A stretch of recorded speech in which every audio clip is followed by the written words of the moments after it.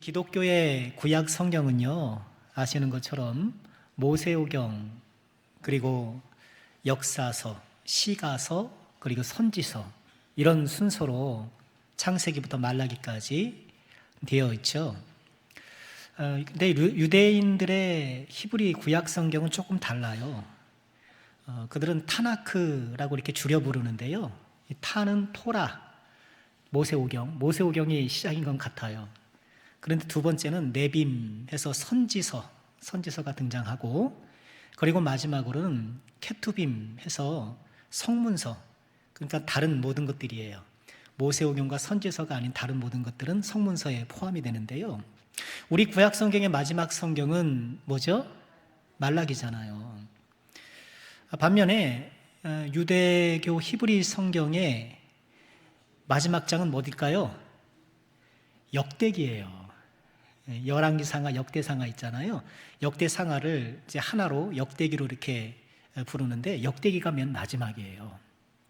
그래서 말라기 구약 성경의 맨 끝은 이렇게 되어 있어요. 말라기 4장 5절에 보면, 보라, 여호와의 크고 두려운 날이 이르기 전에 내가 선지자 엘리야를 내게 보냈겠다. 그가 아버지의 마음을 자녀에게로 돌이키게 하고 자녀들의 마음을 그들의 아버지에게로 돌이키게 하리라. 돌이키지 아니하면 두렵건대 내가 와서 저주로 그 땅을 칠까 하노라. 우리 구약 성경의 마지막은 말라기는 이제 앞으로 엘리야가 등장하고 이후에 메시아 시대가 돌아올 것을 이렇게 얘기해요. 구약 성경의 끝이 다가올 메시아 시대를 내다보도록 이렇게 마무리가 되어 있어요. 반면에 유대교 히브리 성경은 역대기로 끝난다고 했잖아요. 역대하 36장 23절이 마지막이에요. 너희 중에 그의 백성된 자는 다 올라갈지어다. 어디로 올라갈까요?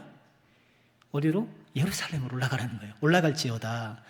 너희 하나님 여호와께서 함께 하시기를 원하노라.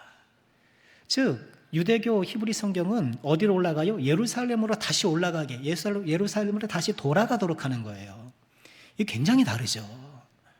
그러니 우리 기독교는 미래에 도래할 메시아 시대를 내다보게 하는 반면, 유대교의 구약 성경은요, 다시 성전으로 돌아가라, 다시 그쪽으로 돌아가서 다시 거기서 이제 시작을 해라, 이렇게 끝을 맺고 있어요. 구약 성경의 순서 배열에 이런 신학적 밑바탕이 있는 거예요. 우리는 구약 성경의 16개의 선지서들, 여기에는 대선지서 4개, 소선지서 12개가 있죠. 대선지서는 뭐죠? 예레미야, 이사야, 에스겔, 다니엘. 이 대선지서라고 불러요. 대선지자가 아니라 선지서예요. 소선지서는 이제 호세아 이후부터 말라기까지 12권이잖아요. 이게 대소로 구별하는 이유는 그 선지자의 어떤 인격적이거나 능력이나 여기 있는 게 아니고 성경책 분량으로 얘기하는 거예요. 이사야서가 많잖아요. 에스겔서도 많고. 이 성경 분량에 따라서 대선지서, 소선지서 이렇게 구분하는 거예요. 오늘부터 우리 오후 예배 때 12소선지서의 두 번째 책 요엘서를 좀 묵상하고 싶은데요. 오전에 말씀드린 것처럼 저는 설교자로서 모든 성경 66권을 다 설교하고 싶은데, 그 가운데 오늘 요엘서를 함께 묵상하기를 시작하는데요. 말씀드린 것처럼 요엘서 역시나 당대 이스라엘 백성들에게 하나님의 말씀을 선포하면서 이제 다가올 메시아 시대를 바라보도록 우리의 시선을 이렇게 돌이켜줘요. 그리고 우리가 요엘서를 특별히 주목하고 사랑하게 되는 이유는 뭘까요? 요엘서의 말씀이 오순절 사도행전 2장에 묘사되어 있는 오순절 성령 강림에 그대로 이루어졌기 때문에 그래요. 사도행전 2장 오순절 성령 강림 이후에 그 사람들이, 예수님의 제자들이 이제 외국어를 막 구사하기 시작했잖아요. 성령의 능력으로. 그러니 오순절에 순례객들이, 야, 저 사람들 우리 동네 말 하네. 저 외국에서 왔거든요. 미국에서 왔는데 영어를 막 쓰네. 중국에서 왔는데 막 중국어를 쓰네. 또 저기 아프리카에서 왔는데 스와힐리어를 막 쓰네. 이러면서 깜짝깜짝 놀라는 거예요. 예를 들자면. 그렇게 놀라 하고 있는 이 사람들을 향하여서 베드로가 일어나서 지금 벌어지고 있는 이 성령 강림의 현장에 대해서 해설해 주죠. 뭐라고 해설해 주나요? 사도행전 2장 16절이에요. 이는 곧 선지자 요엘을 통하여 말씀하신 것이니. 여러분 지금 보고 있는 거 선지자 요엘이 예언했던 겁니다. 하나님이 말씀하시기를 말세에 내가 내 영을 모든 육체에 부어주리니 너희 자녀들은 예언할 것이요 너희 젊은이들은 환상을 보고 너희 늙은이들은 꿈을 꾸리라. 그때 내가 내 영을 내 남종과 여종에게 부어주리니 그들이 예언할 것이요 또 내가 위로 하늘에서는 기사를 땅으로 아래로 땅에서는 징조를 베풀리니 곧 피와 불과 연기로다. 주의 크고 영화로운 날이 이르기 전에 해가 변하여 어두워지고 달이 변해 피가 되리라. 같이 읽어볼까요? 시작. 누구든지 주의 이름을 부르는 자는 구원을 받으리라. 이 말씀이 어디 있던 말씀이에요? 요엘서에 있는 말씀인 거예요. 요엘은 다가올 메시아 시대에 주실 성령의 임재를 예언했고 이 요엘의 예언에 따라 그 오순절 다락방에서 오신 성령님께서 2026년 2월 첫째 주일을 보내고 있는 우리에게도 오신 거예요. 요엘이 선포했던 하나님의 말씀, 요엘이 선포했던 그 메시아 시대, 요엘 선지자의 말씀을 통해서 우리에게 주신 은혜를 함께 묵상해 보고 싶습니다. 요엘서도 오리엔테이션을 해야 돼요. 오전에도 오리엔테이션 했는데 간략하게 몇 가지만 말씀드릴게요. 요엘서의 특징이 있어요. PPT 보여주실까요?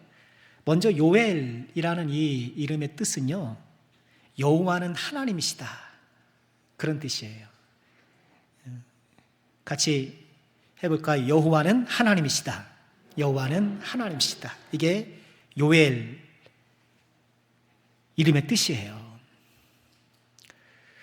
그리고 요엘서의 특징은 크게 네 가지로 이렇게 구분할 수 있어요. PPT 없어요? 보여주세요. 안 돼요? 좀 기계상 문제가 있는 모양입니다. 잘 들으세요. 첫째, 요엘서는요, 저술 연대를 알 수가 없어요. 보통 선지자를 시작하면 누구누구 왕 때 누구에게 하나님 말씀이 임하시더라, 뭐 이런 식으로 그 선지자가 살았던 말씀을 선포했던 시대적 배경에 대한 힌트들이 있단 말이에요. 그런데 요엘서는 그런 게 없어요. 첫 절에 보면 부드엘의 아들 요엘의 말씀이다, 이렇게 얘기를 해요. 아버지 이름만 나오지. 또한 요엘서의 두 번째 특징은요, 언약 준수에 실패한 백성들을 향한 엄중한 징벌이 경고되고 있어요. 이건 모든 선지서의 공통된 내용이죠. 언약 준수에 실패한 백성들을 향한 엄중한 경고. 특히 그 경고가, 그 징벌적 그 심판이 세 가지로 나타나요. 침략, 가뭄, 그리고 황폐화.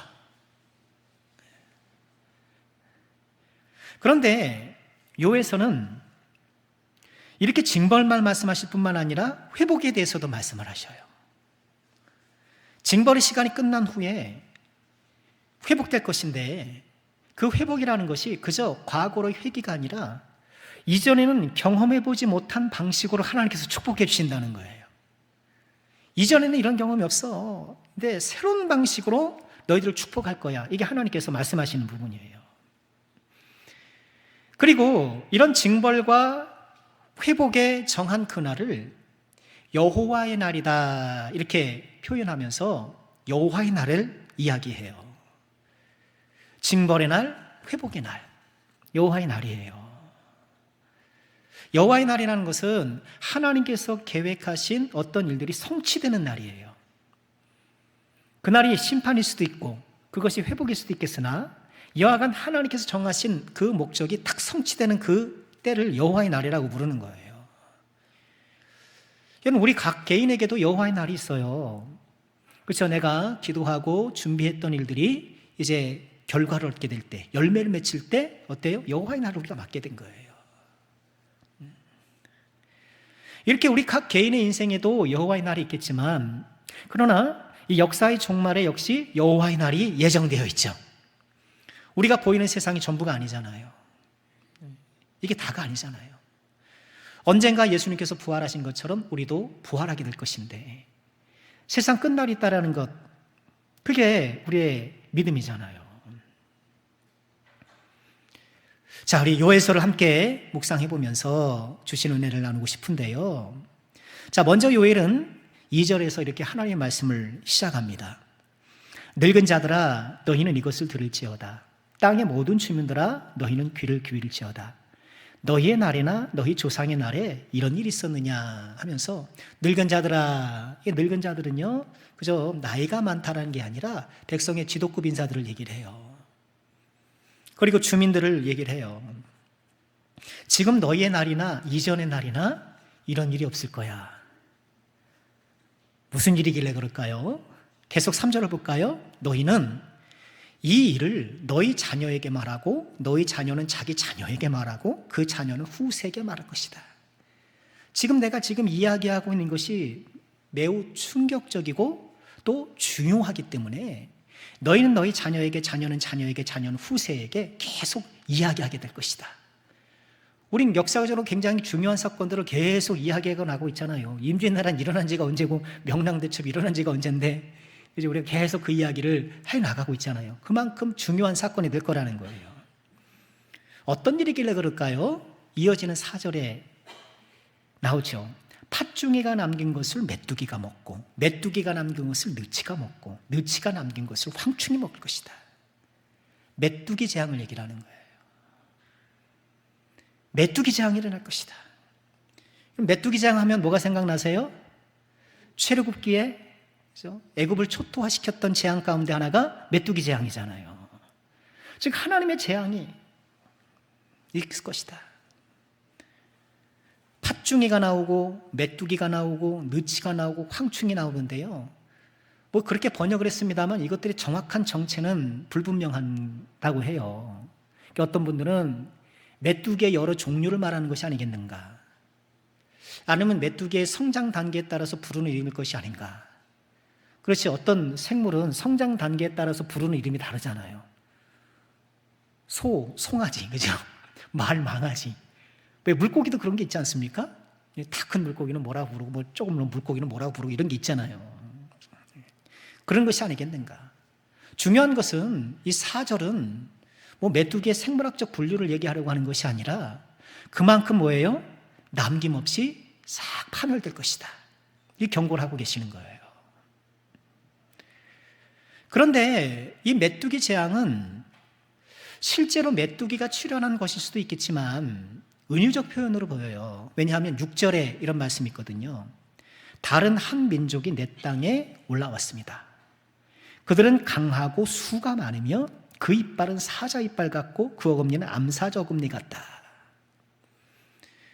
아마도 이 메뚜기로 비유된 이 메뚜기 재앙은 다른 한 민족이 많은 군사를 끌고 강력하게 침략하는 것을, 그것을 의미하는 것으로 보여요.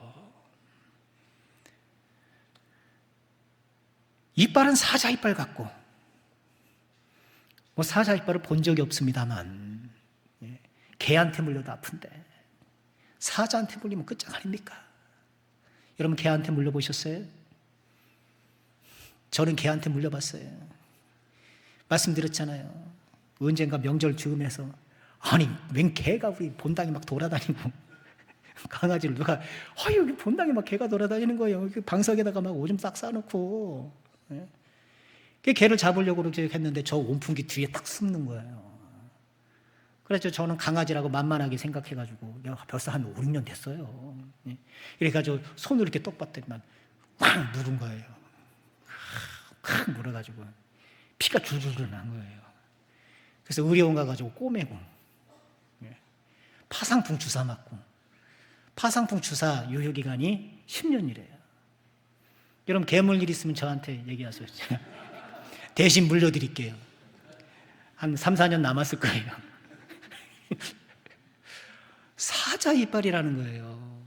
사자 이빨 문다는 거예요. 더군다나 강할 뿐만 아니라 수가 많다. 아니 강하더라도 뭐 한두 명이나 한두 마리면 어떻게 좀 뭐 때를 줘서 하겠는데 나보다 수가 많다는 거예요. 중과 부족이라는 얘기죠. 이처럼 하나님께서는 어떤 이방 민족의 침입을 메뚜기에 비유하시면서 그 침략이 가져올 파괴적 재앙에 대해서 경고하고 계시는 거예요. 이것은 우연히 일어난 일이 아니죠. 이스라엘 백성들에 대한 하나님의 심판, 이렇게 막강한 군사가 나오니까 이제 바벨론도 생각이 되고, 그죠? 바벨론도 생각이 되고, 아수르도 생각이 되곤 하지만, 이 요에서가 연도를 정확하게 말하지 않기 때문에 우리가 굳이 막 그렇게 역사적 사건과 성급하게 연결 지을 필요는 없는 것 같아요. 어쨌든 있는 그대로 우리에게 보여주시는 대로 그냥 보자는 거예요. 이런 징벌적 고통, 메뚜기 같은 또는 사자 같은 이방 민족의 침략으로 이 고통을 당할 것을 예고하시는데, 그러면서 오늘 우리가 읽은 말씀은요, 이런 심판의 대상이 되는 몇몇 부류의 사람들을 특별히 소환해요. 누구누구더라 여기 와서 애통해라. 애통으로 소환하는 거예요. 누구를 소환할까요? 먼저 1절이 아니라 첫 번째로 취하는 자들이에요. 취하는 자들. 우리 5절 말씀 볼까요? 취하는 자들아 너희는 깨울지어다. 포도주를 마시는 자들아 너희는 울지어다. 이는 단 포도주가 너희 입에서 끊어졌다 하면서 지금 메뚜기처럼 침범해오들 이방 민족의 침략에 대해 너희들은 다 애통할 수밖에 없다. 특히 취한 자들 너희는 애통할 수밖에 없다 하면서 취한 자들을 꼭 집어 경고하고 있는 거예요.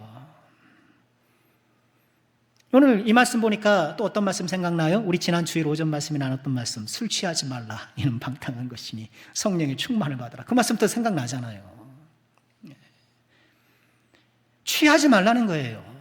취한 자들에게 이런 심각한 징벌적 고통이 다가올 거라는 거예요. 여기서 취한다는 것은 물론 본문에 있는 문자적 표현처럼 술에 취하는 것일 수도 있겠죠. 그러나 우리가 술에만 취하는 게 아니라고 말씀드렸잖아요. 우리 세상에 여러 가지에 취해 살기가 쉬워요. 어떤 사람은 취미에 취하고, 우리나라 사람은 정말 취미에 팍 취해요. 그것을 위해서 살아요. 거기서 인생의 낙을 느끼는 모양이에요. 아니 취미 생활을 정도껏 해야지 뭐 거기에 확 취해서 살아가는 사람들이 있더라고요.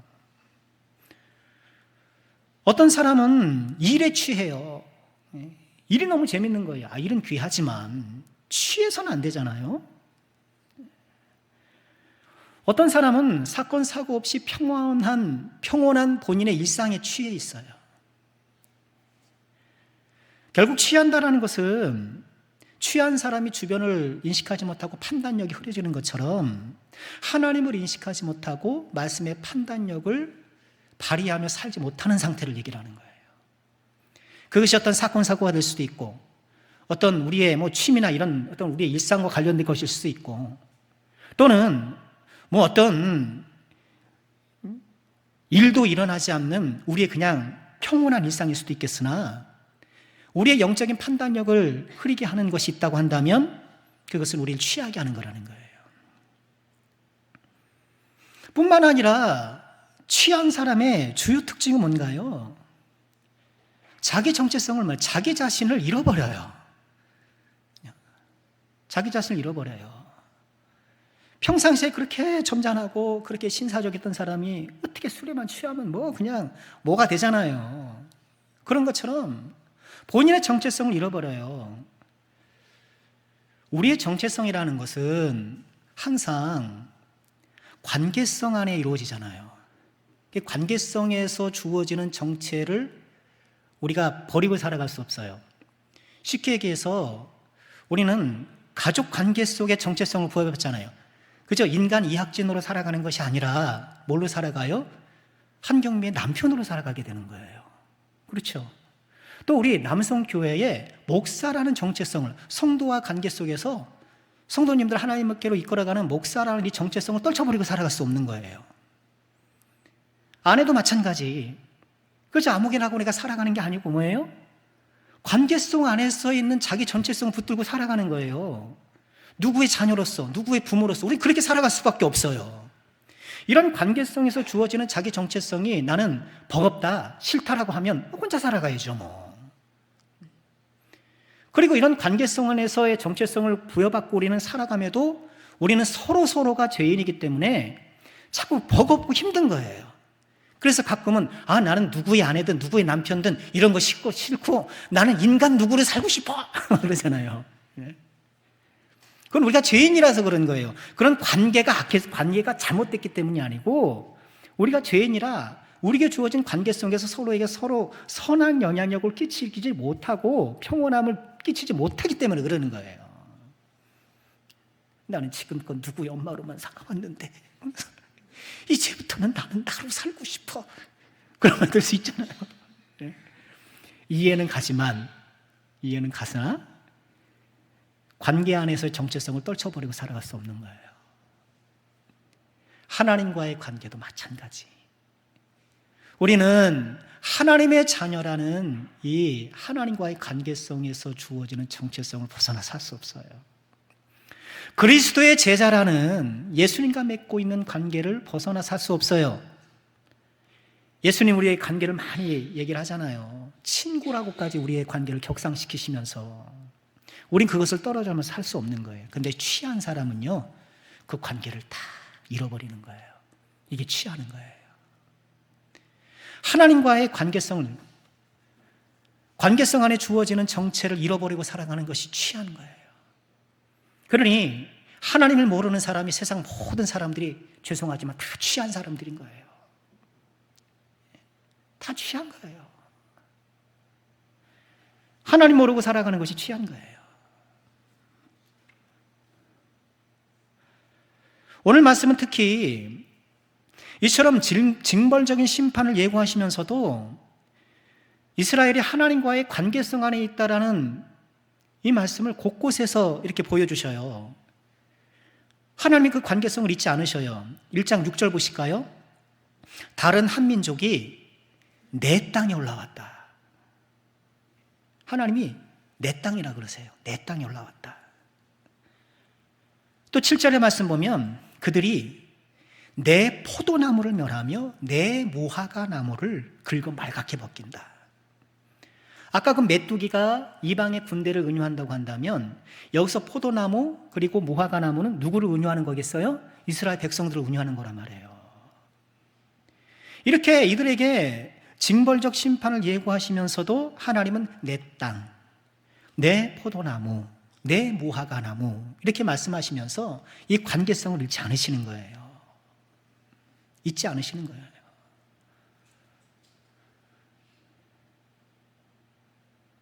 이 포도나무와 무화과나무 좀 잠깐만 묵상해 볼까요? 포도나무는 특별히 관리하는 나무들이에요. 그렇죠? 그래서 포도나무를 기르기 위해서 구약성경에 보면 포도원이 있잖아. 포도원에 내가 담장을 치고 뭐 거름을 주고 그런 말씀은 포도원이란 말이에요. 이게 포도원을 구성해서 포도나무를 특별 관리해서 거기서 이제 열매를 얻는 거잖아요. 반면에 무화과나무는요, 당시에 흔하게 있는 과실수였어요. 우리 군산에 오니까 집집마다 그렇게 감나무들이 많더라고요. 보니까. 그렇죠? 내가 감나무 농사를 짓는 건 아닌데 곳곳에 이렇게 감나무들이 꽤 많이 있으시더라고요. 그래서 뭐 감동부나무 그렇게 하시는 것 같아요. 비유하자면 그래요. 포도나무라고 하는 것은 포도나무로 비유할 때는 하나님께서 특별 관리 대상으로 생각하셔서 하나님께서 특별한 은혜와 사랑을 베풀어 주시는 백성. 무화과나무에 비유할 때는 어때요? 하나님께서 특별히 관리해 주시는 것 같지는 않지만 하나님께서 자연스럽게 열매 맺도록 늘 항상 은혜와 사랑을 공급해 주는 대상. 우리는 한편으로는 포도나무요, 한편으로는 무화과나무인 거예요. 때때로 하나님께서 포도원을 관리하시듯 우리 삶에 적극적으로 개입하실 때가 있는 반면 어떤 때는 그렇게 포도원처럼 나에게 특별히 관리하는 것 같지는 않으시나 어때요? 무화과나무처럼 자연스럽게 계속 우리의 삶을 이끌어 가실 때가 있다는 거예요. 우리 오전에 그런 말씀 나눴잖아요. 하나님께서 사람에게 직접 말씀하신 후에 이 출애굽기 시점까지는 400년 동안 하나님께서 직접 말씀하신 바가 없었다. 그럼에도 불구하고 생육하고 번성하고 충만하는 하나님의 이 은총과 축복은 유유히 흐르고 있었다. 이게 포도나무와 무화과나무와 똑같은 거예요. 요는 그거예요. 하나님께서는 취한 자들을 지적하시는 거예요. 취한 자들 애통으로 소환하시는 거예요. 취하지 말라는 거예요. 세상 재미나 세상 것에 취하지 말고 무엇보다 영적 판단력을 잃어버려서 내 곁에 계신 하나님과의 관계성에서 주어지는 나의 고귀한 정체성을 잃어버리고 살지 말라라고 말씀하시는 거예요. 두 번째로 하나님께서 애통으로 소환하는 분들이 누굴까요? 농부들이에요. 농부들아 부르셔요. 농부들. 우리 11절 말씀 우리 같이 한번 읽어볼까요? 시작. 농부들아 너희는 부끄러워할지어다. 포도원을 가꾸는 자들아 곡할지어다. 이는 밀과 보리 때문이라 밭의 소산이 다 없어졌음이로다. 12절 제가 읽을게요. 포도나무가 시들었고 무화과나무가 말랐고 석류나무, 대추나무, 사과나무, 밭의 모든 나무가 다 시들었으니 이러므로 사람의 즐거움이 말랐도다. 앞서 취한 사람을 소환한 것은 그들의 영적으로 취한 상태, 그것을 시작했다고 한다면 여러분 농부들은 어떤 사람일까요? 여러분 농부들이 지칭하는 이 대상들은 어떤 사람일까요? 자기 지금 삶에 충실한 사람들이에요. 농사 짓는 것이 얼마나 힘들어요. 우리 권사님들 잘 아시잖아요. 부지런하지 않으면 농사를 질 수 없어요. 저도 농사 짓는 집에서 태어나서 어렸을 때 봐서 다 보거든요. 아침 일찍 일어나서 어렸을 때 아침 식사가 7시였어요. 얼마나 힘들든지 저는 어렸을 때 아침밥을 7시에 먹는 거예요. 새벽에 벌써 일 한판 하고 오시는 거예요. 할아버지, 할머니, 아버지. 새벽에 가서 일 한판 오시고 7시에 와서 밥 먹고 또 밭에 나가시는 거예요. 12시 점심 먹고 1시에 먹고 저녁 먹고 뭐 하루 종일 일하잖아요. 부지런하지 않으면 농부가 될 수 없어요.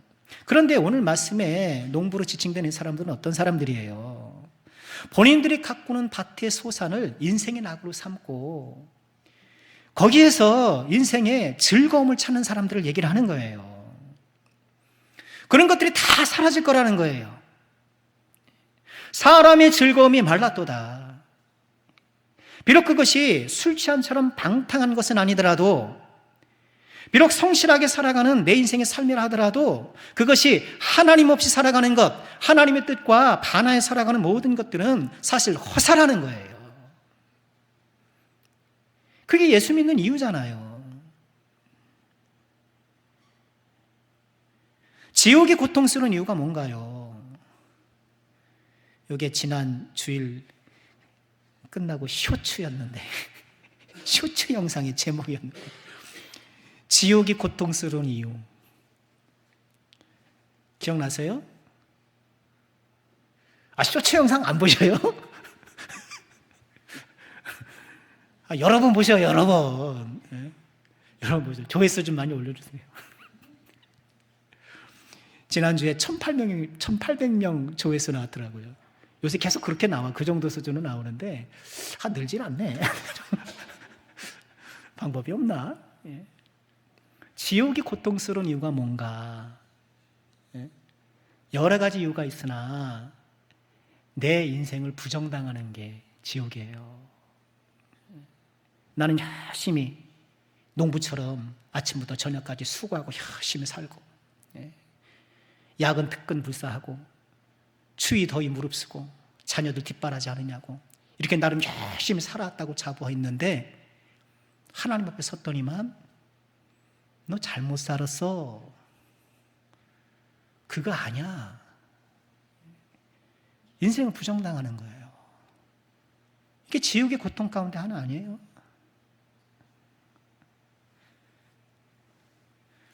오늘 농부들, 땅의 소산을 사람의 즐거움으로 여기고 알았던 이 사람들, 그들을 향하여서 하나님께서 심판을 예고하시는 거예요. 우리의 삶은 너무너무 중요하잖아요. 지금껏 우리는 중요한 일들을 해왔고 중요한 일을 앞으로도 할 거예요. 그런데 가장 중요한 일을 놓치면 안 된다는 거예요. 가장 중요한 게 뭐예요? 예수님 잘 믿는 거예요. 성령 충만한 거예요. 이게 가장 중요한 거예요. 세상 사람들 문제가 뭡니까? 이런 가장 중요한 것 빼고 다 잘해. 제일 중요한 것 빼고 다 잘하는 거예요. 안타까운 거죠. 이 시대에 우리는 성실한 농부로 살아야 함이 틀림없습니다. 그리고 농부가 누리는 이런 즐거움도 하나님의 분복으로 누려야 될 것이 필요한 것은 사실이에요. 그러나 가장 중요한 것을 놓치지 맙시다. 주님과 동행하는 삶, 예수님 잘 믿는 삶, 이것이 가장 중요하다는 거 잊지 마시기를 주의 이름으로 축원합니다. 자, 세 번째로 요엘이 애통하라고 소환하는 사람들은 누굴까요? 제사장들이에요. 오늘 우리가 12절까지 읽었습니다만 이어지는 13절의 제사장들을 소환해요. 13절 보실까요? 제사장들아, 너희는 굵은 배로 동이고 슬피 울지어다. 제단에 수종드는 자들아, 너희는 울지어다. 내 하나님께 수종드는 자들아, 너희는 와서 굵은 베옷을 입고 밤이 새도록 누울지어다. 이는 소재와 전제를 너희 하나님 성전에 드리지 못함이로다 하면서, 자, 이 말씀은 우리가 읽었던 9절에도 이제 예고적으로 등장을 해요. 9절 말씀 보실까요? 소재와 전제가 여호와의 성전에서 끊어졌고 여호와께 수종드는 제사장은 슬퍼하도다. 왜 통할 수밖에 없는가? 제사가 끊어졌기 때문에. 소재가 뭔가요? 소재가 뭔가요? 소재가 뭔가요? 소재는 곡식 제사. 하나님께 동물로 드리지만 곡식으로도 제사를 드리잖아요. 이 동물을 드릴 만큼 재정적 여유가 없을 때는 곡식으로 드릴 수 있거든요.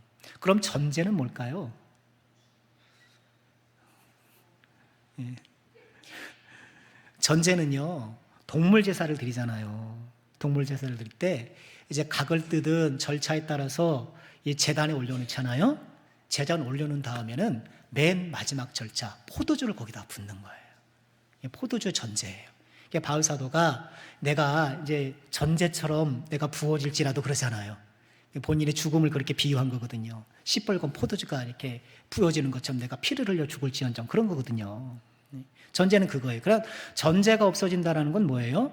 동물 제사가 없다는 얘기예요. 그러니까 소제와 전제는 모든 제사가 끊긴다는 거예요. 왜 끊길까요? 지금 메뚜기가 들어와가지고 근데 싹 벗겨가니까, 말갛게 벗겨가니까 하나님께 드릴 제물이 없는 거예요. 하나님께 드릴 제물이 없기도 하는데, 보다 더 근본적인 이유는 하나님께서 더 이상 그들과 소통하지 않으시는 거예요. 그들의 제사를 받지 않으시는 거예요. 하나님께서 그들을 바라보지 않으시는 거예요. 예레미야 선지자에게 이렇게 말씀하신 바가 있어요. 예레미야 18장 17절이에요. 내가 그들을 그들의 원수 앞에서 흩어버리기를 동풍으로 함같이 할 것이며 그들의 재난의 날에는 내가 그들에게 등을 보이고 얼굴을 보이지 아니하리라. 지금 예레미야 선지자 유다 말기에 그들의 죄악상을 고발한 선지자잖아요. 재난의 날에, 즉 이방 민족이 막 침범해 들어와서 오늘 말씀에 따르면 메뚜기 떼처럼 모든 것을 싹 쓸어가는 그 순간에 하나님께서 등을 보이고 얼굴을 보이지 않겠다, 이렇게 말씀을 하셔요. 하나님의 가장 큰 심판이 이거죠.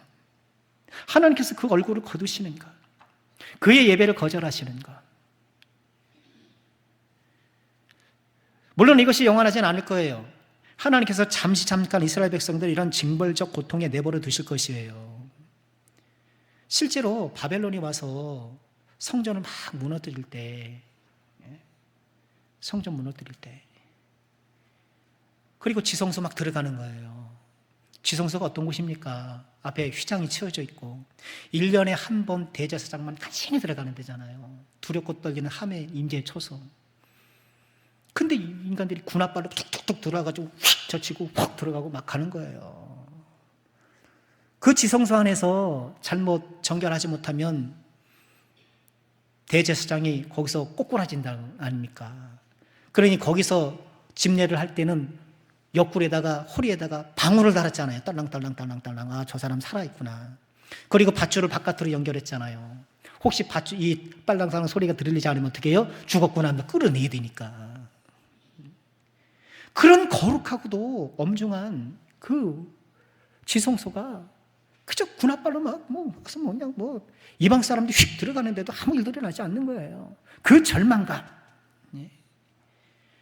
온통 무너졌을 때. 왜 그렇습니까? 하나님께서 등을 보이시고 얼굴을 보이시지 않는 거예요.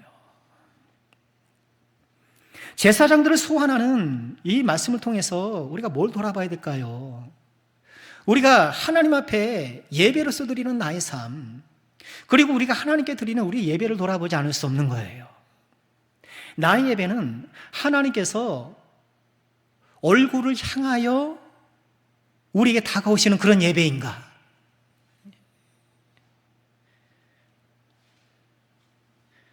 나는 그런 예배자로 하나님 앞에 서고 있는가? 벌써 2월 첫째 주일이에요. 엄청 빠르지 않습니까? 벌써 2월 첫째 주일이에요. 이렇게 2026년이 손살같이 빠르게 지나가고, 올해도 우리는 변함없이 정해진 시간에 하나님 앞에 나와 예배하는 예배자로 설 것인데, 나의 예배는 어떠한가 좀 돌아봐야 되는 거예요.